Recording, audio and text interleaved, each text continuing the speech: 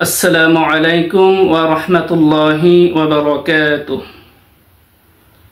প্রিয় দর্শক, আজকে আমরা একটি গুরুত্বপূর্ণ বিষয় সম্পর্কে জানব। বিষয়টি হচ্ছে, আমরা জীবনে অনেক গুনাহের কাজ করে থাকি, আমাদের অজান্তে অনেক গুনাহ হয়ে যায়। গুনাহ থেকে মুক্তির জন্য, পরলৌকিক জগতে শান্তির জন্য আল্লাহ তাআলার কাছে গুনাহ থেকে পরিত্রাণ পাওয়ার জন্য, কবরের আযাব থেকে বাঁচার জন্য অন্যতম মাধ্যম হচ্ছে তাওবা। আজকে আমি তওবা সম্পর্কে সংক্ষেপে আলোচনা করব। আল্লাহ পাক রব্বুল আলামিন আমি সহ আমাদের সকলকে আলোচ্য আলোচনার উপর আমল করার তৌফিক দান করুন, আমিন। মহান আল্লাহ পাক রব্বুল আলামিন পবিত্র কোরআনে ইরশাদ করেছেন, ইয়া আইয়ুহাল্লাযীনা আমানু তুবু ইলাল্লাহি তাওবাতান নাসুহা। হে ঈমানদারগণ, তোমরা আল্লাহ তাআলার কাছে তওবা করো বিশুদ্ধভাবে, একনিষ্ঠভাবে আল্লাহ তাআলার কাছে তোমরা তওবা করো। আসা রব্বুকুম আন ইউকাফফিরা আনকুম সাইয়্যাতিকুম। যদি তোমরা আল্লাহ তাআলার কাছে একনিষ্ঠভাবে তওবা করো যে তোমরা আর কখনো কোনো সময় গুনাহের কাজ করবে না, এ বলে যদি তোমরা তওবা করো, শীঘ্রই আল্লাহ পাক রব্বুল আলামিন তোমাদের সকল গুনাহ খাতা মাফ করে দিবেন। সুবহানাল্লাহ।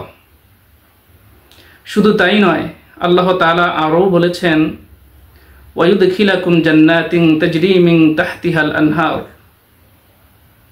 আল্লাহ পাক রব্বুল আলামিন তওবাকারী ব্যক্তিকে এমন জান্নাতে প্রবেশ করাবেন যার তলদেশ দিয়ে জান্নাতের নহরগুলো প্রবাহিত হয়েছে।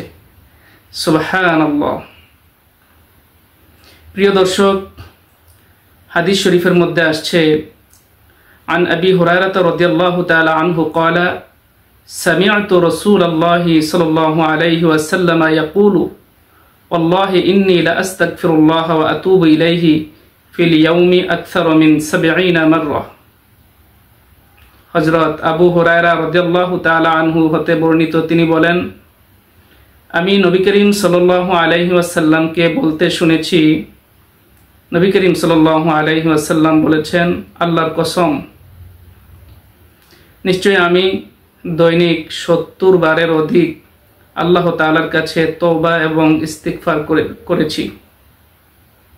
আল্লাহ তাআলার কাছে 70 বারের অধিক তওবা এবং ইস্তিগফার করি।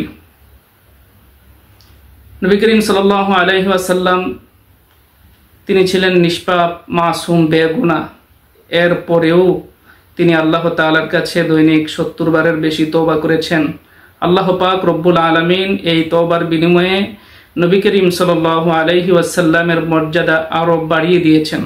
সুবহানাল্লাহ।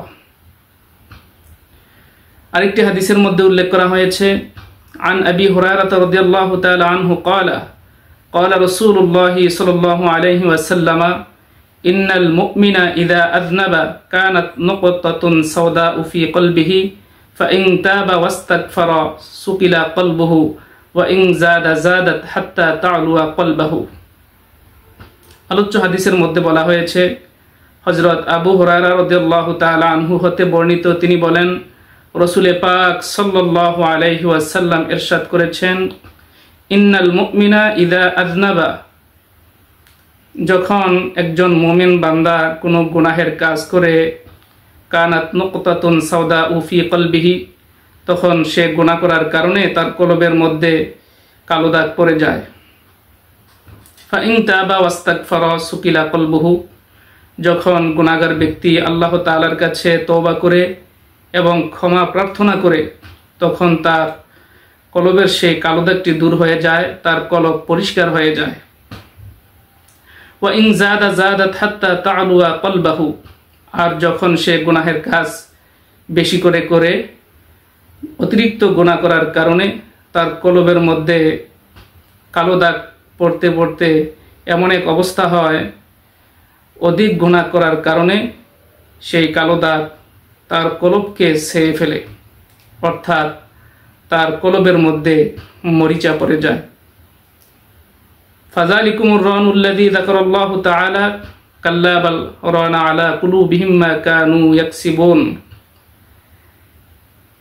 এখানে আলোচ্য আয়াতে বলা হয়েছে, যেমনি করে আল্লাহ তাআলা পবিত্র কোরআনে ইরশাদ করেছেন যে তার কলবের মধ্যে মরিচা পড়ে যায়, আল্লাহ তাআলা বলছেন কাল্লা বাল রানা আলা কুলুবিহিম মা কানু ইয়াকসিবুন, কখনো নয়, তার কলবের মধ্যে সে যে গুনাহ অর্জন করেছে এই গুনাহ তার কলবের মধ্যে মরিচা ছেয়ে ফেলেছে।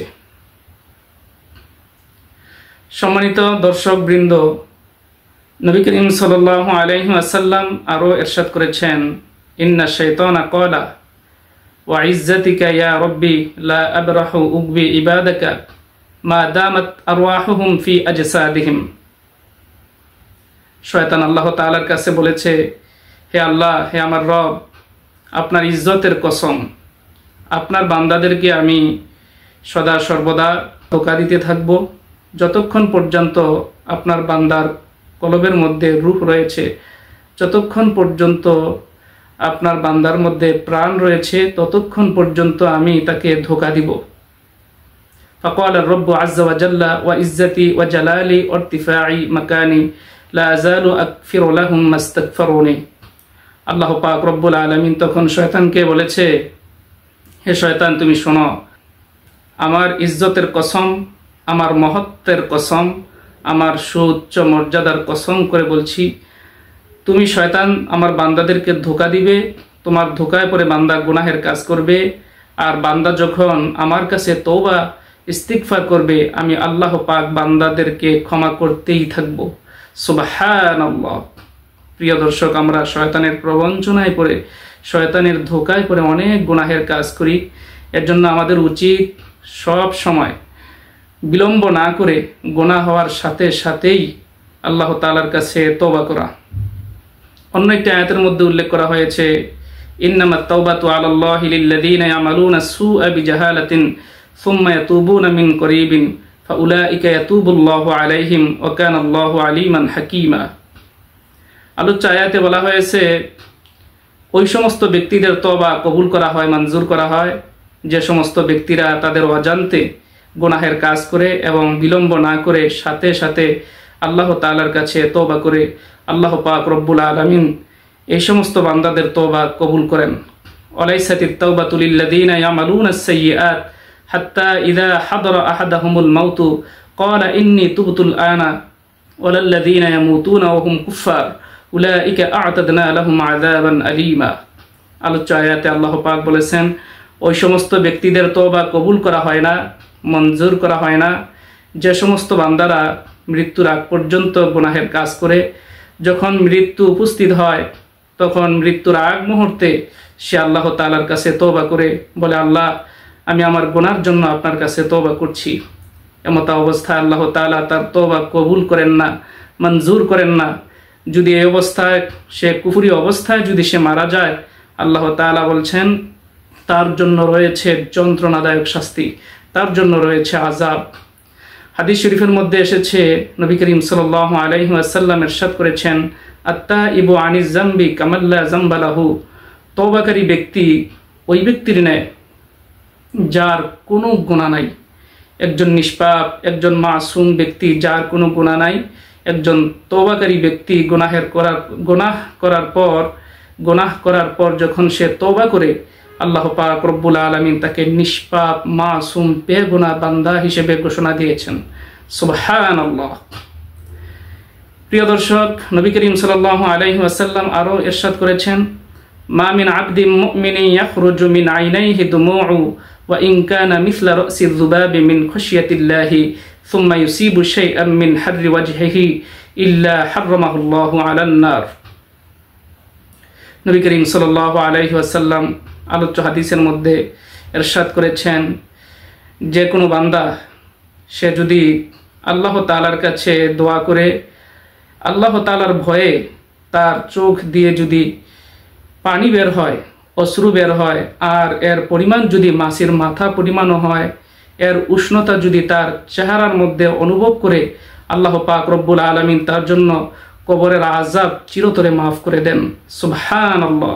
এজন্য আসুন আমাদের গুনাহের মার্জনার জন্য আল্লাহ তাআলার কাছে চোখের পানি ছেড়ে দিয়ে আল্লাহ তাআলার কাছে আমরা তওবা করি, ইস্তিগফার করি। আল্লাহ পাক রব্বুল আলামিন পবিত্র কোরআনে আরো বলেছেন, কুল ইয়া ইবাদিয়াল্লাযীনা আসরাফু আলা আনফুসিহিম লা তাকনাতু মির রাহমাতিল্লাহ ইন্নাল্লাহা ইয়াগফিরুয যুনুবা জামিআ ইন্নাহু হুয়াল গফুরুর রহিম। হে নবী, আপনি বলুন, হে আমার আল্লাহর বান্দারা, তোমরা তোমাদের নফসের সাথে অবিচার, অত্যাচার করে, জুলুম করে তোমরা নিরাশ হয় না। আল্লাহর রহমত হতে তোমরা নিরাশ হয় না, তোমরা বঞ্চিত হয় না। ইন্নাল্লাহা ইয়াগফিরুয যুনুবা জামিআ। আল্লাহ তাআলা তিনি হচ্ছেন ক্ষমাশীল, তিনি তোমাদের সমস্ত গুনাহ খাতা মাফ করে দিবেন। ইন্নাহু হুয়াল গফুরুর রহিম। তিনি অত্যন্ত ক্ষমাশীল এবং পরম দয়ালু। আল্লাহ পাক রব্বুল আলামিন আমাদের সকলকে আলোচ্য কথার উপর, আলোচনার উপর আমল করার তৌফিক দান করুন। আমরা সকলে বলি আমিন। আসসালামু আলাইকুম ওয়া রাহমাতুল্লাহি ওয়া বারাকাতুহু।